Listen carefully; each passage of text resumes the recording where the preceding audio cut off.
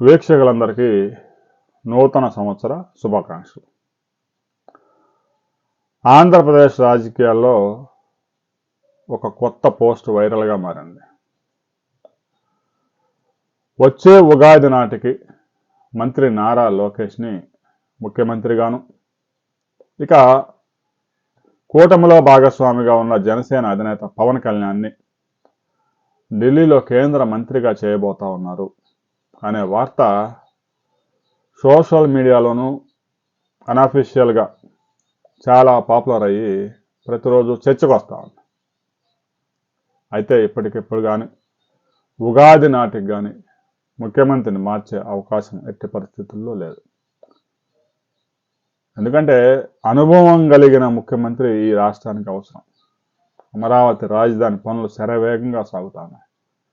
కేంద్ర ప్రభుత్వం నేరుగా సాయం చేయకపోయినా రాష్ట్ర ప్రభుత్వం 60,000 కోట్ల రూపాయలు వరల్డ్ బ్యాంక్ నుంచి, ఏషియా డెవలప్మెంట్ బ్యాంక్ నుంచి, హడ్కో నుంచి రుణాలు తీసుకునేందుకు అనుమతించింది. ఆ రుణాలు రాబోయే రోజుల్లో 20 సంవత్సరాల తర్వాత అమరావతి రాజధానిలో ప్రభుత్వానికి మిగిలే భూముల అమ్మకం ద్వారా చెల్లించే అవకాశం ఉంది. సహజంగా రుణాలు తీసుకున్న 6 నెలలకి రుణం తీసుకున్న మొదటి నెల నుంచి ఈఎంఐ స్టార్ట్ అవుతాయి. కానీ అమరావతి రాజధానికి తీసుకునే రుణాలు 20 సంవత్సరాల తర్వాత చెల్లించే విధంగా అందులో నిబంధనలు రూపొందించారు. ఇందుకు కేంద్ర ప్రభుత్వం కూడా సహకరించింది. ఇక ముఖ్యమంత్రి చంద్రబాబు నాయుడు అనుభవంతో పరిపాలన ఆంధ్రప్రదేశ్లో చక్కగా నడుస్తూ ఉంది. రాబోయే రోజుల్లో కూడా ఆయన పరిపాలన ప్రజలు కోరుకుంటున్నారు. అయితే ఈ మధ్యకాలంలో పార్టీ వ్యవహారాలన్నీ కూడా మంత్రి నారా లోకేష్ ప్రతి జిల్లా తిరిగి చక్కబెడుతున్నారు. దీంతో పార్టీ వర్కింగ్ ప్రెసిడెంట్గా పదవి ఏమైనా ఇస్తారా, లేదంటే పార్టీ జాతీయ అధ్యక్షుడిగా లోకేష్ పేరేమైనా తెర మీదకు తీసుకొస్తారా అనే ఊహాగానాలు కూడా ఊపందుకున్నాయి.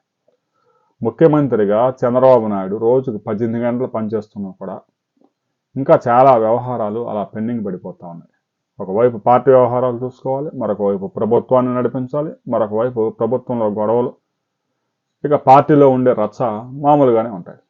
ఇవన్నీ చూసుకోవటం ఒక వ్యక్తికి భారంగా మారడంతో మంత్రి నారా లోకేష్ రంగంలోకి దిగి ప్రతి నియోజకవర్గంలో సమావేశాలు నిర్వహించి పార్టీని బలోపేతం చేస్తున్నారు. దీంతో సహజంగా ప్రచారం ఏం జరుగుతూ ఉందంటే, పేరుకే ముఖ్యమంత్రి చంద్రబాబు నాయుడు ఉన్న అధికారం అంతా నారా లోకేష్ చుట్టూనే తిరుగుతూ ఉంది. ఆ వైఫై, అధికారం అనే వైఫై నారా లోకేష్ చుట్టూనే కనిపిస్తూ ఉంది. ఉగాది నాటికి చంద్రబాబు నాయుడిని పార్టీ బాధ్యతలు మాత్రమే అప్పచెప్పి సీఎం పదవి లోకేష్కి ఇచ్చే అవకాశాలున్నాయి. ఇక పవన్ కళ్యాణ్ కూడా అడ్డు లేకుండా కేంద్ర మంత్రిగా పంపించే అవకాశాలున్నాయి అని జరుగుతున్న ప్రచారంలో ఏమాత్రం వాస్తవం లేదు. దీనికి సంబంధించి మీ అభిప్రాయాలు కూడా ప్రతి ఒక్కరూ కామెంట్ చేయండి.